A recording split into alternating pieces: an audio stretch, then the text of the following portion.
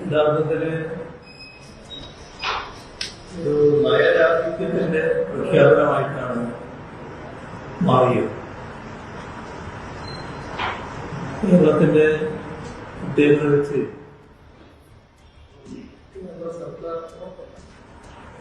സംസ്ഥാനത്തോട് സ്വീകരിച്ചുകൊണ്ടിരുന്ന സമീപനം, അപ്പൊ അതുമായി ബന്ധപ്പെട്ട് കാര്യങ്ങൾ നയപ്രഖ്യാപനത്തിൽ എഴുതാറുണ്ട്. അങ്ങനെ നോക്കിയാൽ പറയേണ്ടത് പറയാതിരുന്നിട്ടുണ്ട്. കുറെ കാര്യങ്ങൾ കേന്ദ്രത്തിൽ നിന്ന് ചോദിച്ചു വാങ്ങേണ്ട വരും. അതിനെക്കുറിച്ചെല്ലാം മൗനം പാലിച്ചതായാണ് കാണുന്നത്. ഇത് സംസ്ഥാനത്തിന് അർഹതപ്പെട്ടതും അവകാശപ്പെട്ടതുമായ കാര്യങ്ങൾ നഷ്ടപ്പെടാനാണ് ഇടയാക്കിയത്. കേരളത്തിന്റെ സമഗ്രമായ വികസനത്തിന്റെ ഒരു ബ്ലൂ പ്രിന്റ് 2035 വരേക്കുള്ളത് കഴിഞ്ഞ LDF സർക്കാർ ആവിഷ്കരിച്ചതാണ്. പക്ഷേ അതെങ്ങനെയൊക്കെയാണ് മുന്നോട്ട് കൊണ്ടുപോകാൻ പോകുന്നത് അതിനെക്കുറിച്ചുള്ള ഒരു സൂചന പോലും ഇതിലില്ല. ഒട്ടേറെ പ്രധാനപ്പെട്ട പദ്ധതികളുണ്ട്. അതിനെക്കുറിച്ചൊന്നും പരാമർശമേ ഇല്ല. നമ്മുടെ സംസ്ഥാനത്തിന്റെ ധനകാര്യസ്ഥിതി റിസർവ് ബാങ്ക് തന്നെ അംഗീകരിച്ച കണക്കനുസരിച്ച് 5429 കോടി രൂപ ഖജനാവിൽ നീക്കിയിരിപ്പ് വെച്ചുകൊണ്ടാണ് LDF സർക്കാർ ഇറങ്ങിയത്. പക്ഷേ ആ ഭാഗം മറച്ചുവെച്ച് ഒരു ശരിയല്ലാത്ത നെറേറ്റീവ് സൃഷ്ടിക്കാനുള്ള ശ്രമമാണ് ഈ നയപ്രഖ്യാപനത്തിൽ കാണാൻ കഴിയുന്നത്. അതോടൊപ്പം കേന്ദ്ര സാമ്പത്തിക നയങ്ങൾ കൊണ്ട് ദുരിതമനുഭവിക്കുന്ന നമ്മുടെ നാട്ടിലെ ജനങ്ങള് അതേ നയമാണ് തുടരുന്നതെങ്കിൽ കൂടുതൽ പ്രതിസന്ധിയിലേക്ക് തള്ളിവിടപ്പെടുകയാണ് ചെയ്യുക. ഇവിടെ ജനങ്ങൾക്ക് ആശ്വാസം നൽകുന്ന നടപടികൾ അത് ചിലത് ഹ്രസ്വകാല നടപടിയാകാം, ദീർഘകാലാടിസ്ഥാനത്തിലുള്ള വികസന പദ്ധതികളാകാം. ഇതിനൊന്നുമുള്ള ഒരു കൃത്യമായ കാഴ്ചപ്പാട് ഈ നയപ്രഖ്യാപനത്തിന് ഇല്ല എന്നതാണ് വസ്തുത. മാത്രമല്ല, UDF പുറത്തിറക്കിയ പ്രകടന പത്രികയിലെ വാഗ്ദാനങ്ങൾ, അതിൽ നിന്നും ഒരു തരത്തിലുള്ള ഒളിച്ചോട്ടവും ഈ നയപ്രഖ്യാപനത്തിൽ കാണാനുണ്ട്. ചുരുക്കത്തിൽ കേരളത്തിന്റെ വികസനത്തെ ഇത് പുറകോട്ടടിപ്പിക്കുമോ എന്ന ആശങ്കയാണ് ഉയർത്തുന്നത്. നമ്മുടെ നാട്ടിലെ ജനങ്ങളുടെ ജീവിതത്തിന് സഹായകമായ ആശ്വാസ നടപടികൾ തകർക്കുന്നതിന് ഈ സമീപനം ഇടയാക്കുമോ എന്ന ആശങ്കയുമുണ്ട്. എല്ലാ സാമ്പത്തിക ഉത്തരവാദിത്തങ്ങളിൽ നിന്നും ഒഴിഞ്ഞു മാറുന്ന നിലയാണ് ഇതിനകത്ത് സ്വീകരിച്ചിട്ടുള്ള പൊതുസമീപനം. അപ്പോ ബാക്കി കാര്യങ്ങൾ വിശദമായി പിന്നീട് പറയുന്നതായിരിക്കും നന്നാവുക. ഇപ്പോ വളരെ കൂടുതലായി അതുമായി ബന്ധപ്പെട്ട കാര്യങ്ങളിലേക്ക് കടക്കുന്നില്ല. ഇവിടെ കേരളത്തെ ഒരു പുതുയുഗത്തിലേക്ക് ആനയിക്കുന്നതിനെ കുറിച്ച് പറയുന്നുണ്ട്. അപ്പൊ അതിനുള്ള സാമ്പത്തിക സാമൂഹ്യ റൂട്ട് മാപ്പ് ഈ നയപ്രഖ്യാപനത്തിൽ കാണാനില്ല. അപ്പോ അത് ഇല്ലാതിരുന്നാൽ ലക്ഷ്യം എങ്ങനെയാണ് സാധ്യമാക്കാനാവുക എന്നത് അവ്യക്തമാണ്.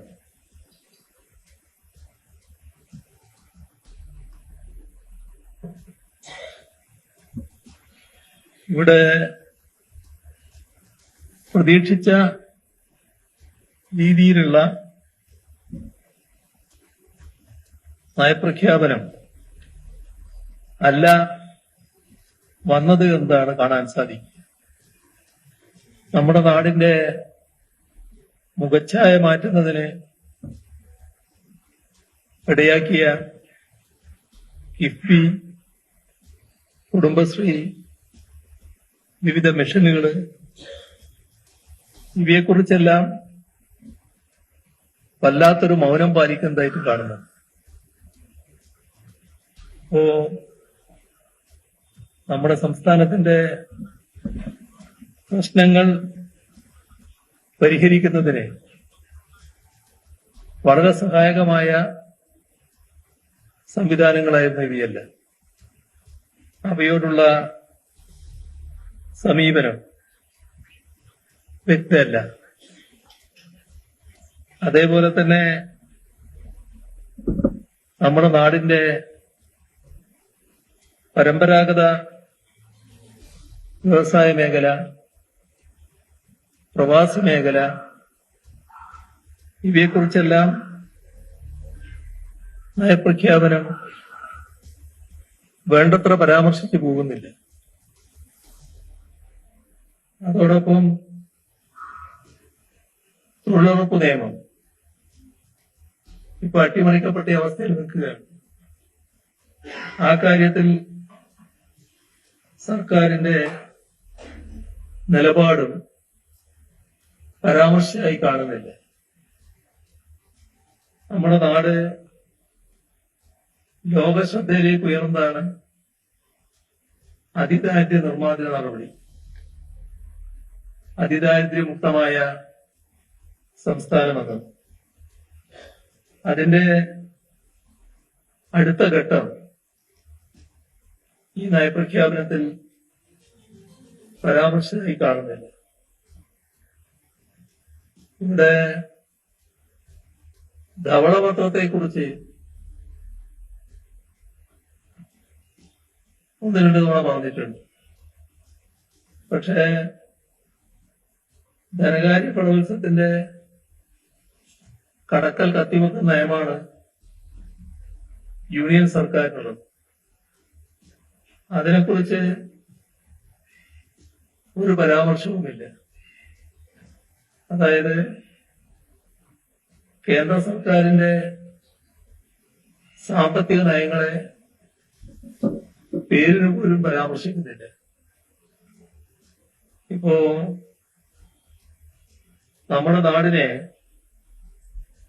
വല്ലാതെ ബാധിച്ചതാണ് പശ്ചിമേഷ്യൻ യുദ്ധ സാഹചര്യം. അതുമായി ബന്ധപ്പെട്ടുള്ള കാര്യങ്ങളോ അതുണ്ടാക്കുന്ന പ്രശ്നങ്ങൾ മറികടക്കാനുള്ള നയപരിപാടികളോ സർക്കാരിന്റെ മുൻഗണനയായി കാണുന്നില്ല. ഇക്കാര്യത്തിൽ കേന്ദ്ര സർക്കാർ സ്വീകരിച്ച സമീപനം പ്രധാനമന്ത്രി നരേന്ദ്രമോദി അടക്കം സ്വീകരിക്കുന്ന സമീപനം, അതിനെക്കുറിച്ചുള്ള വിമർശനവും ഇല്ല. ഇവിടെ നരേന്ദ്രമോദി പ്രഖ്യാപിച്ച ബ്ലൂ എക്കണോമി ഉണ്ട്. അതാണോ ഇവിടെ പിന്തുടരാൻ പോകുന്നത് എന്നതിലും വ്യക്തതയുണ്ടായിട്ടില്ല. റെയർ എർത്ത് മിനറൽസിന്റെ ഖനനം സ്വകാര്യവൽക്കരിക്കുന്നതിനുള്ള നടപടികൾ കേന്ദ്ര സർക്കാർ സ്വീകരിക്കുകയാണ്. അതിനെതിരെ ഒരു വാക്കും ഈ പ്രസംഗത്തിൽ കാണാനില്ല. അതേസമയം കേരളത്തിന്റെ സാമ്പത്തിക നില എന്തോ വല്ലാത്ത അപകടാവസ്ഥയിലാണ് എന്ന് വരുത്താനുള്ള ശ്രമം കാണുന്നുണ്ട്. ധവളപത്രം വരുമ്പോഴാണ് കൂടുതൽ കാര്യങ്ങൾ വ്യക്തമാവുക. പക്ഷേ നമ്മുടെ നാടിന്റെ സാമ്പത്തിക നില പരിശോധിക്കുന്ന ആർക്കും കാണാൻ കഴിയും, സംസ്ഥാനത്തിന്റെ പൊതുകടം കഴിഞ്ഞ 5 വർഷം കൊണ്ട് 5% കുറയുകയാണുണ്ടായത്. 2021 39%. അത് 26 34% താഴെയാണ്. കടത്തിന്റെ കണക്കെടുത്താല് ഇന്ത്യയിലെ ആദ്യത്തെ 15 സംസ്ഥാനങ്ങളിൽ കേരളമില്ല. അപ്പോ ഏറ്റവും മികച്ച ധനദൃഢീകരണമാണ് കേരളത്തിൽ നടന്നത് എന്താണ് കാണാൻ കഴിയുക. അതിന്റെ മറ്റു വിശദാംശങ്ങളിലേക്കൊന്നും ഇപ്പൊ വിശദമായിട്ട് പോകുന്നില്ല. ധവളപത്രം വരട്ടെ, അപ്പോ കൂടുതൽ പറയാനുള്ള കാര്യങ്ങൾ ആ സമയത്ത് വ്യക്തമാക്കുന്നതായിരിക്കും നന്നാവുക. നമ്മുടെ സംസ്ഥാനത്തിന്റെ അവസ്ഥ പരിശോധിച്ചാല് ഏത് നിലയിലും സാമ്പത്തിക വെല്ലുവിളികൾ ഏറ്റെടുക്കാൻ പര്യാപ്തമായ ഒരു ഖജനാവ് എന്ന നിലയിലേക്ക് നമ്മുടെ നാടിന്റെ ഖജനാവ് മാറ്റാനായിട്ടുണ്ട്. അങ്ങനത്തെ ഖജനാവാണ് LDF സർക്കാർ കൈമാറിയത്. 2021-26 LDF സർക്കാർ ആദ്യ സർക്കാർ അധികാരം ഒഴിയുമ്പോൾ 5429 കോടി രൂപ ഖജനാവിൽ നീക്കിയിരിക്കുന്നു. നേരത്തെ അത് പറഞ്ഞു. അത് റിസർവ് ബാങ്ക് തന്നെ അംഗീകരിച്ചതാണ്. അപ്പൊ 5429 കോടി രൂപയുടെ നീക്കിയിരിപ്പോടു കൂടിയാണ് സർക്കാർ അധികാരത്തിൽ നിന്ന് ഇറങ്ങിയിട്ടുള്ളത്. കേരളത്തിന്റെ ചരിത്രത്തില് ഏറ്റവും ബൃഹത്തായ വികസന പദ്ധതികൾ പൂർത്തീകരിക്കാനായിട്ടുണ്ട്. ക്ഷേമ പ്രവർത്തനങ്ങൾ നടന്നിട്ടുണ്ട്. അതിന്റെ എല്ലാം തുടർച്ച ഉറപ്പുവരിക എന്നുള്ളത് പ്രധാനമാണ്. അത്തരമൊരു കാഴ്ചപ്പാട് ഈ നയപ്രഖ്യാപനത്തിലില്ല എന്നതാണ് നിർഭാഗ്യകരമായ വശം. ഏതായാലും ഗവൺമെന്റ് തുടക്കമാണ്. ഇനിയും ഗവൺമെന്റ് മുന്നിൽ സമയമുണ്ട്. ഞങ്ങള് കഠിനമായ എതിർപ്പ് രേഖപ്പെടുത്തിക്കൊണ്ട് ആദ്യമേ പോകുമെന്നല്ല ഉദ്ദേശിക്കുന്നത്. നമുക്ക് കാത്തിരുന്ന് കാണാം. കാര്യങ്ങൾ ഏത് തരത്തിലാണ് മാറുന്നതെന്ന് നോക്കാം.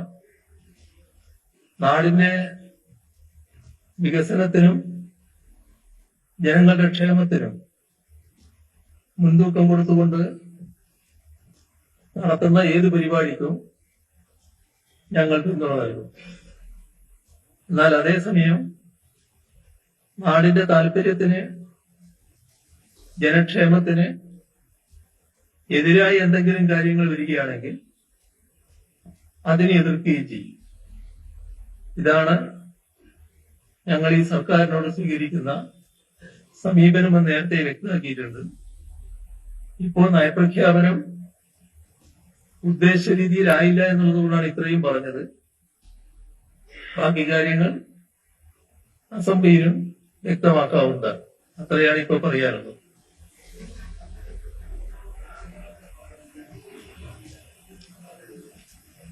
കേന്ദ്ര ഗവൺമെന്റുമായി സാധാരണഗതിയിൽ നല്ല ബന്ധം സംസ്ഥാനം ആഗ്രഹിക്കുന്നതിൽ തെറ്റൊന്നുമില്ല.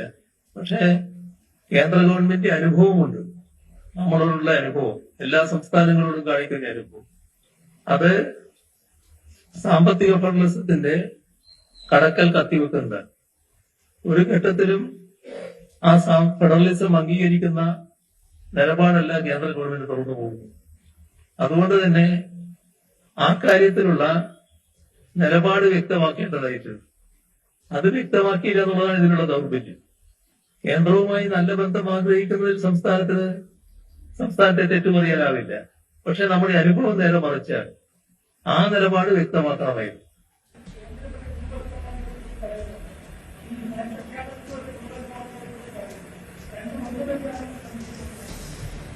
ഞാനത് പറഞ്ഞു നേരത്തെ, അത് ഏതാണെന്ന് വ്യക്തമാക്കിയിട്ടില്ല. അതാണ് വ്യക്തമാക്കണമെന്ന് ഞാൻ പറഞ്ഞത്. നരേന്ദ്രമോദിയും കേന്ദ്ര ഗവൺമെന്റും പറയുന്ന ഒരു ബ്ലൂ എക്കോണമിയുണ്ട്. ആ ബ്ലൂ എക്കോണമിയിൽ എന്താണ് കേന്ദ്ര ഗവൺമെന്റ് സമീപനം, സംസ്ഥാന ഗവൺമെന്റ് സമീപനം, അത് വ്യക്തമാക്കേണ്ടതുണ്ടെന്ന് ഞാൻ നേരത്തെ പറഞ്ഞു. ബാക്കി നമുക്ക് വിശദമായിട്ട് പിന്നീട് എടുക്കാം.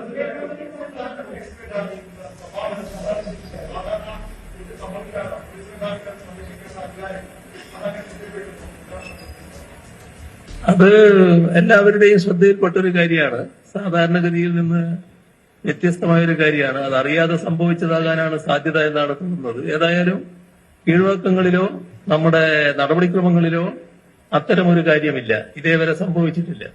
അത് ബഹുമാനപ്പെട്ട സ്പീക്കർ അദ്ദേഹവുമായിട്ട് നേരിട്ട് സംസാരിക്കുമെന്നാണ് ഞാൻ മനസ്സിലാക്കുന്നത്. ശരി.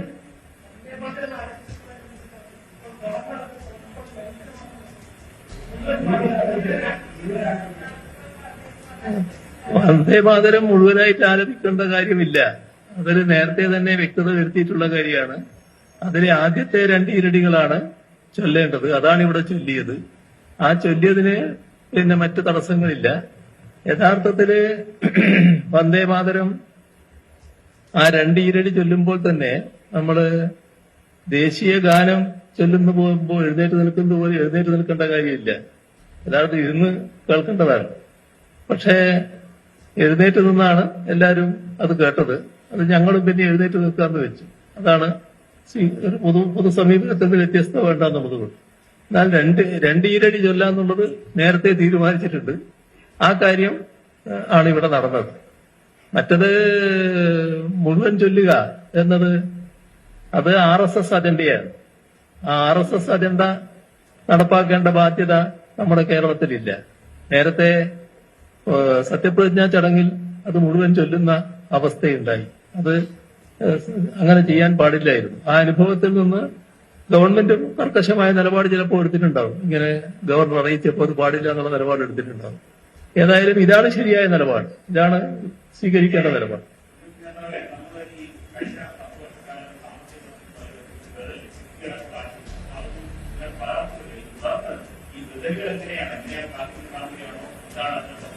നമുക്കതെല്ലാം സമയമുണ്ടല്ലോ.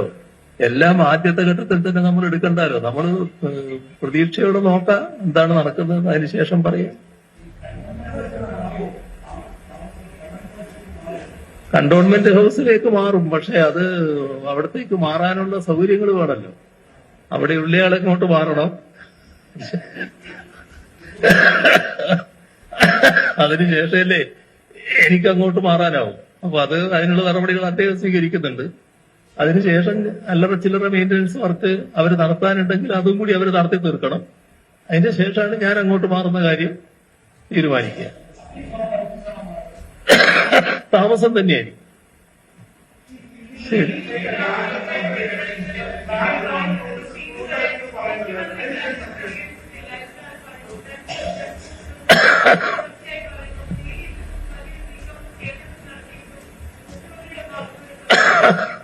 മുഖ്യമന്ത്രി പ്രതികരിക്കാതിരുന്നത് എന്താണെന്ന് അദ്ദേഹത്തോട് ചോദിക്കണം. ഞാൻ ഇതേവരെ മുഖ്യമന്ത്രിയായിരുന്നു, ഇയാളോട് എന്നോടാണോ ചോദ്യമൊരു സംശയം എനിക്ക്. അത് അദ്ദേഹത്തോട് ചോദിക്കേണ്ട ചോദ്യമാണല്ലോ. ഇനി ഞാനത് പറയേണ്ടതല്ല. ശരി.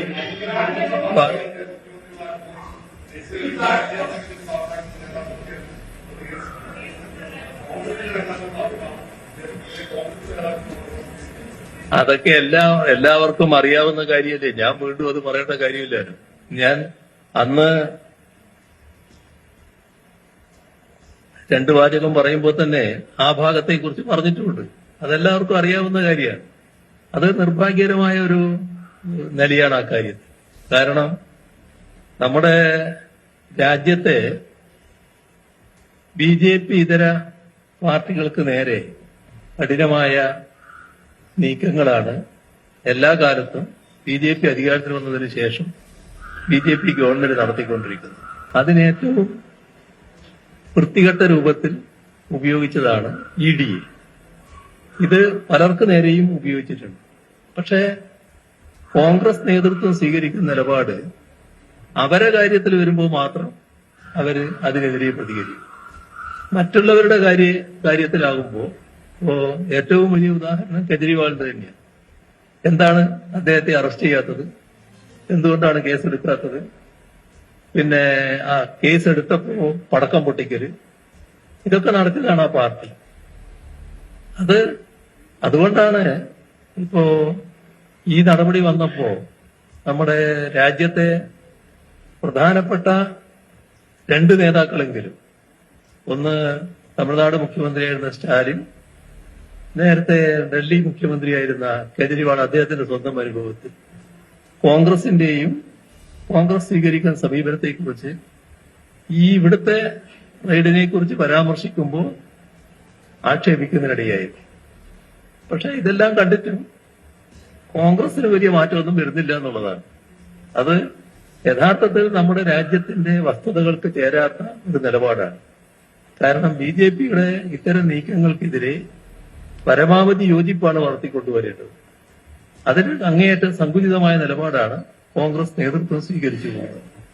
ബാക്കി നമുക്ക് പിന്നീട് പറയാം. അതായിരിക്കും തന്നെ.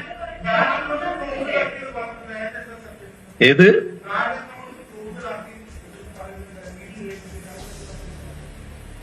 ബാങ്ക് അക്കൗണ്ട് ഈ നിങ്ങൾ ചിലർ പറയുന്നത് പോലെ ഈ എത്രയോ കൂടുതൽ നമ്പർ പറയുന്നില്ലേ, ആ നമ്പറൊന്നും വീണയുടേതല്ല. വീണയുടെ ഒരു ബാങ്ക് അക്കൗണ്ട് അവർ ക്ലോസ് ചെയ്തിട്ടുണ്ട്. അത് ശരിയാണ്. ഒരു അക്കൗണ്ടാണത്. അത് വസ്തുതയാണ്.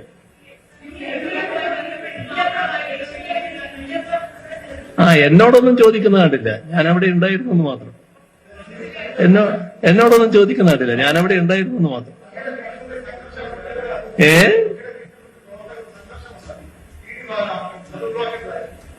അല്ല, നമ്മുടെ എല്ലാ ആൾക്കാരും അവിടെ നിന്നുകൊണ്ട് കാര്യങ്ങൾ സമാധാനപരമായിട്ട് നീക്കാൻ നോക്കിയതാണല്ലോ. എല്ലാവരും കണ്ടതാണല്ലോ. എന്താണ് പൊതു സമീപനമെന്ന് അതിലൂടെ വ്യക്തമാണല്ലോ. അത്ര ശാന്തമായിട്ടാണ് ആളുകൾ ഇരുന്നത്. എല്ലാ സ്ഥലത്തും ആളുകൾ ശാന്തമായിട്ടാണല്ലോ പ്രതികരിച്ചത്. അതാ നിരക്കേ ഉള്ളത്. ശരി.